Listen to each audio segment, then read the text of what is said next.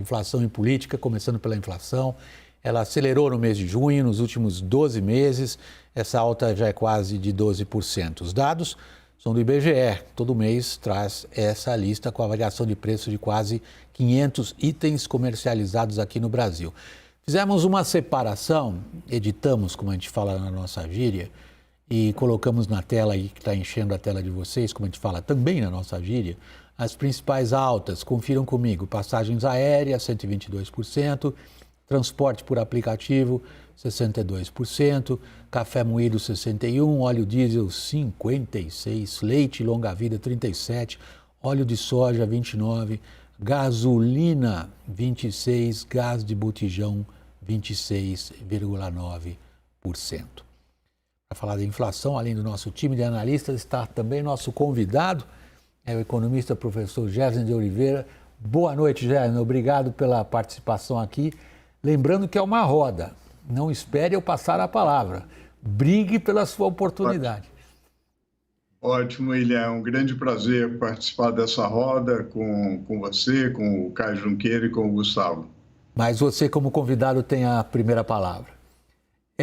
A gente registra, em termos de inflação, a constância de 2 dígitos, algo que a gente não vê, segundo os estudos que vocês mesmos acabaram de publicar, Gésner, desde 2003, é isso? Exato. A inflação não chegava a 2 dígitos desde 2003. É uma situação preocupante. Ela, na verdade, chegou a níveis bastante elevados. Como nós vimos no quadro que você mostrou, há vários itens que são muito importantes no orçamento das famílias, né? Você pega a alimentação, você pega os combustíveis, todo o gás de cozinha, alguns itens importantes aí no orçamento das famílias, e naturalmente isso repercute muito e corrói o poder aquisitivo. Quer dizer, a inflação, quando ela atinge muito alimentos, ela é relativamente mais grave, ela é mais forte, machuca mais aqueles com uma renda mais baixa, para quem os alimentos pesam mais no orçamento. Então, realmente é um fator preocupante. Ela atingiu níveis muito elevados.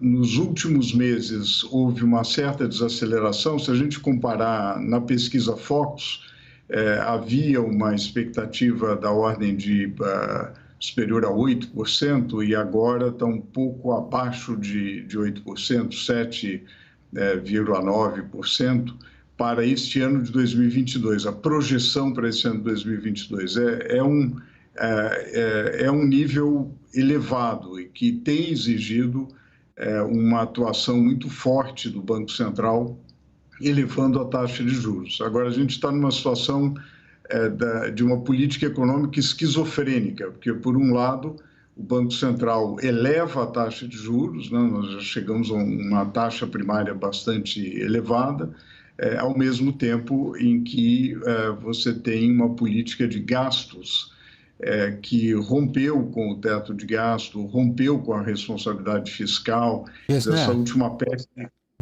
coloca uma dúvida grande em relação à política fiscal. Eu interrompi você nesse momento pelo seguinte: há 2 aspectos essenciais que eu gostaria de abordar com você, e tanto o Caio quanto o Gustavo Uribe estão aqui anotando avidamente, porque isto tem uma implicação política eleitoral evidente, a qual nós vamos nos dedicar também. Mas antes, o seguinte: há 2 aspectos, como eu disse na sua explanação.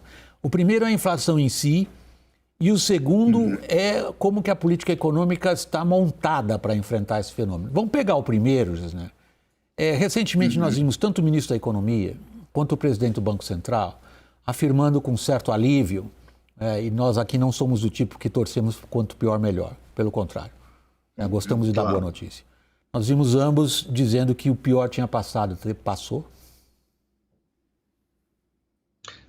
Olha, o pior do ponto de vista de inflação passou no sentido de que ela, num determinado momento, quando realmente houve um choque grande do preço de energia, digamos, as taxas de inflação passaram a subir muito rapidamente, quer dizer, o teto de inflação estava em 5% e a gente fechou o ano passado com mais de 10%, então é o dobro do teto. O pior passou no sentido de que não houve uma explosão das taxas de inflação e elas as projeções para 2022 estão menores do que foi a inflação em 2021. Nesse sentido, houve uma melhora.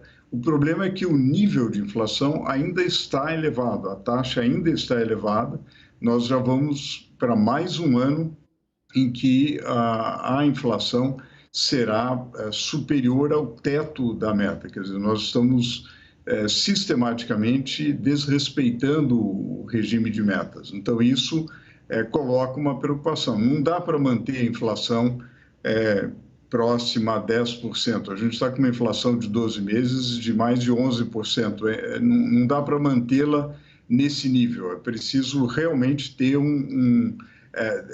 conseguir reduzir a inflação para níveis em que você não tende a indexar a economia a todos os salários e preços de serviços, etc., começarem a novamente cair numa inércia inflacionária. E para deter esse processo é preciso corrigir, a próxima administração terá um trabalho difícil de corrigir a situação atual. Quer dizer, nós estamos com uma inflação que não explodiu, mas que está num nível insustentável no médio prazo e que precisará uma correção na próxima administração. Gustavo e Caio, vamos interferir nesse momento? Gustavo, começando por você. Política econômica esquizofrênica, contrai por um lado, expande por outro. No que vai dar, hein? Gustavo? É um cenário bastante difícil. Até gostaria de saber do Gessner se ele tem um cálculo do impacto dessa PEC do desespero, tanto no PIB, já que há uma expectativa de que com mais dinheiro na mão a economia pode esquentar um pouco mais e um crescimento maior do PIB, e também na inflação, se deve afetar muito a inflação para este ano. Olha, no curto prazo, Gustavo, o impacto pode ser, o impacto imediato da PEC pode ser positivo do ponto de vista de consumo. É difícil, eu não tenho uma estimativa exata de qual seria o impacto no PIB nesse curto prazo. E sobre a inflação, há um impacto da PEC aí de limitação das alíquotas de ICMS nos combustíveis, há um impacto no curtíssimo prazo positivo. Porém, no médio prazo, você tem pontos de atenção e você tem riscos elevados, porque há uma percepção de que há um desequilíbrio do ponto de vista fiscal. Isso tende a repercutir sobre o preço do dólar, que, por sua vez, repercute sobre a inflação. E você tem uma economia mundial muito instável, né? As projeções de preço de petróleo variam de maneira radical.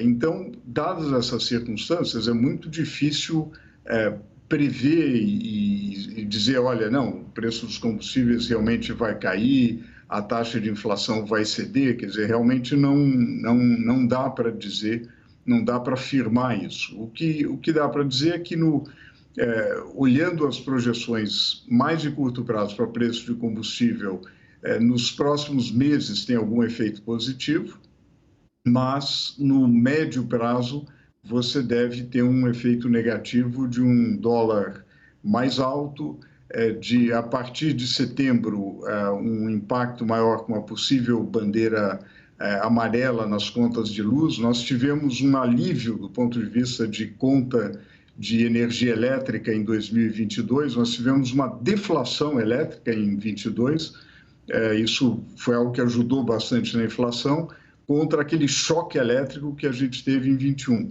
Porém, a partir de setembro, você começa a ter menos espaço, porque a previsão é que você tenha uma bandeira amarela, que a ANEEL reajustou em mais de 50%, então você vai ter uma pressão um pouco maior. Então, eu diria o seguinte, a grande dúvida que existe é em que medida será possível evitar essa esquizofrenia, quer dizer, ter uma política fiscal que seja consistente com a política monetária. Hoje, o que você tem é um único remédio de elevação de taxa de juros. Isso, né? Ponto.